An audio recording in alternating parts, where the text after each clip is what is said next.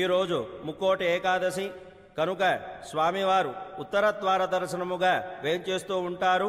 అమ్మ గోపికలు అమ్మాయిలు స్వామివారి వేంచేస్తూ ఉంటారు కనుక గోపిక వేషధారులై స్వామివారి ముందు నృత్యం చేయండి.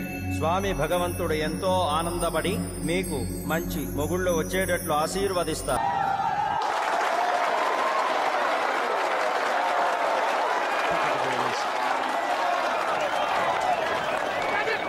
Gets that away.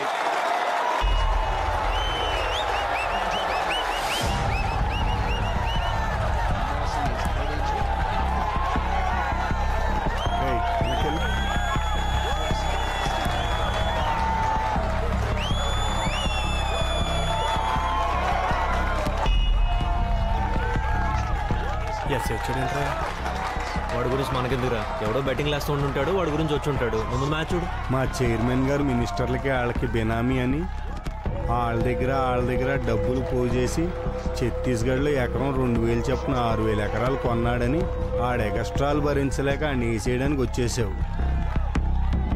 ఈ ఏరియాలో నెక్స్ట్ లైట్లు ఉండరని ఇందెంటా తిరిగితే ఎవరికి అనుమానం రాదని ధైర్యంగా రోడ్ల మీద తిరిగేస్తున్నావు.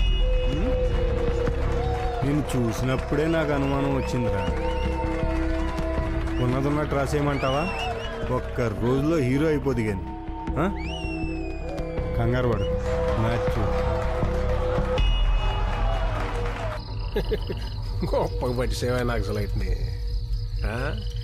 అయినా మీ పోలీసు వాళ్ళు ఊళ్ళో ఏమన్నా చూస్తే ఆడ ఉష్ణోగ్రత ఏంటి, ఆడ ఉష్ణం ఏంటి, ఆడ శీతోష్ణ స్థితి ఏంటి, ఆడ ఆర్ద్రత ఏంటి, ఆడ పీడనం ఏంటి, ఆడి నైసర్గిక స్వరూపం ఏంటి, అసలు ఆడు సముద్ర మట్టానికి ఎంత ఎత్తులో ఉన్నాడు, ఆడి మీద సూర్యకిరణాలు నెట్ నిలవగా పడుతున్నాయా, ఏటవాలుగా పడుతున్నాయా, ఇవన్నీ తెలుసుకోవద్దా?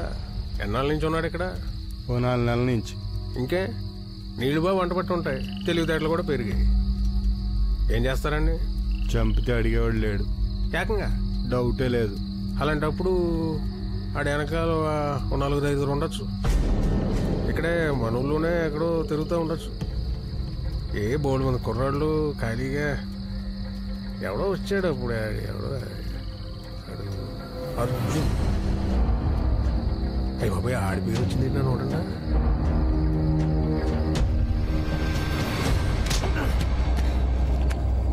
నేను ఈనాడు నా జీవితంలో ఎస్ఐ అవుదాం అనుకోలేదురా.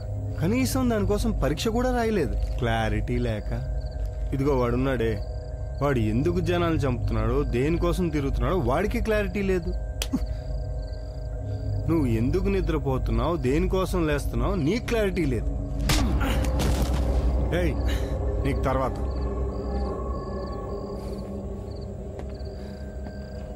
ఇందాకటి నుంచి ఎందుకురా మిస్ అవుతుంది?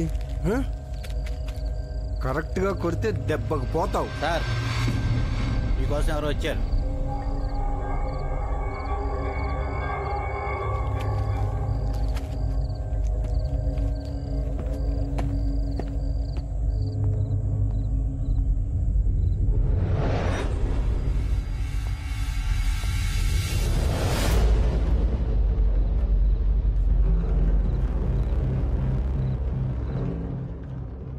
అర్జున్ ఎక్కడ ఉన్నాడు? అదే ఎక్కడ ఉన్నాడు? లోపల. చంపేశారా, చంపబోతున్నారా? మనందరం ఎంతో ఇష్టపడి మన కోసం రాజ్యాంగం రాసుకున్నాం కదా. ఎవడైనా తప్పు చేస్తే ఆయన కోర్టులో అప్పు చెప్పాల్సిందేగా. కుర్రలం కదా, ఉడుకు రక్తం, మాకు నిద్రలు పెద్దగా పట్టావు. పొద్దున్న అందరం కలిసే వెళ్దాం. అప్పటిదాకా ఇక్కడే కూర్చుని ఉంటాను.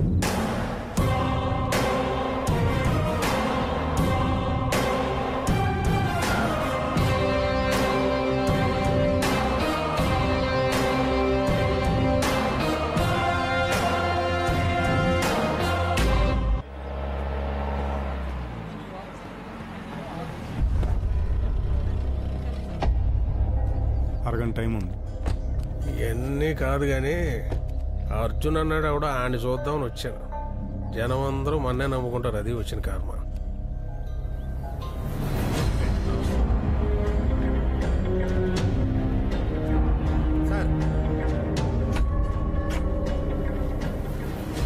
వాస్తు అక్కడ బాగున్నట్టుంది. అక్కడే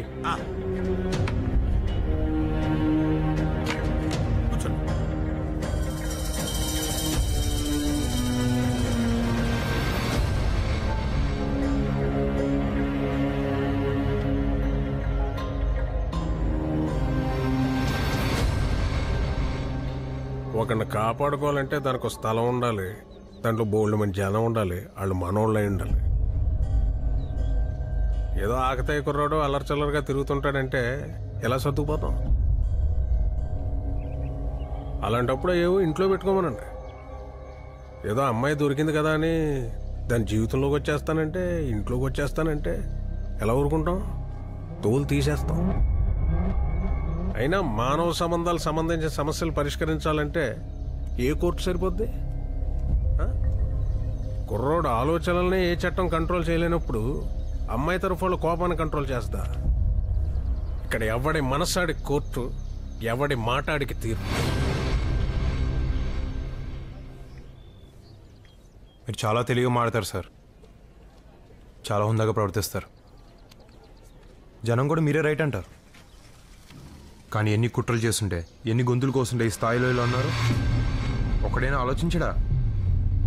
ఆలోచించడం మీ నమ్మకం తీసి పడేస్తారు. చీమకు కూడా దాని విలువ అనుకుంటుందని తెలుసుకోలేంత తెలివి తక్కువ వాళ్ళ మీరు.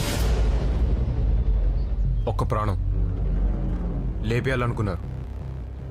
వాడు తప్పు చేస్తుంటే అనుభవిస్తాడు. అలా అనుభవించనివ్వకుండా చంపాలనుకోవడం కూడా చాలా పెద్ద తప్పు. వాడికి ఒక అమ్మ ఉంటుంది, వాడికి ఒక నాన్నుంటాడు. వాళ్ళకి ఆశలుంటాయి, వాళ్ళకి కళలుంటాయి. వాటి ముందు నువ్వెంత, నీ తెలివితేటలెంత, నీ బతుకెంత?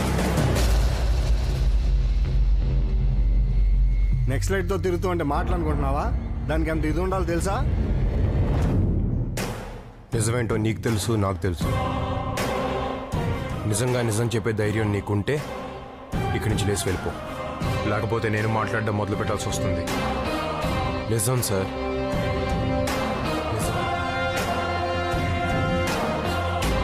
ఎవడరా ప్రతి చిన్న ఆటకి నన్ను పిలుస్తారు ఇక్కడ? ఆటమైన గొడవ.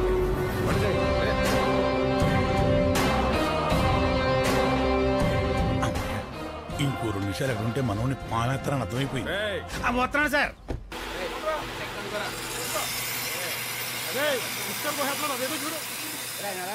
నువ్వు వాడిని ఎందుకనగా చూస్తున్నావు, ఎందుకు కాపాడుతున్నావు అని నేను అడగను.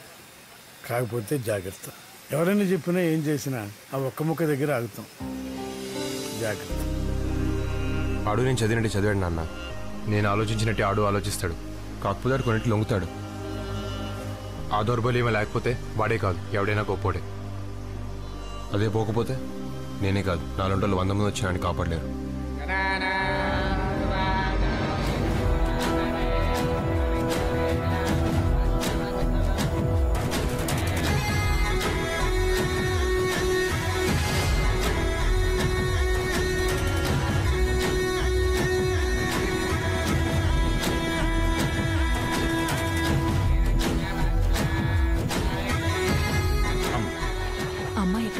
వాళ్ళు ఇంకా గుళ్ళోనే ఉన్నట్టున్నారు. మంచి సారు.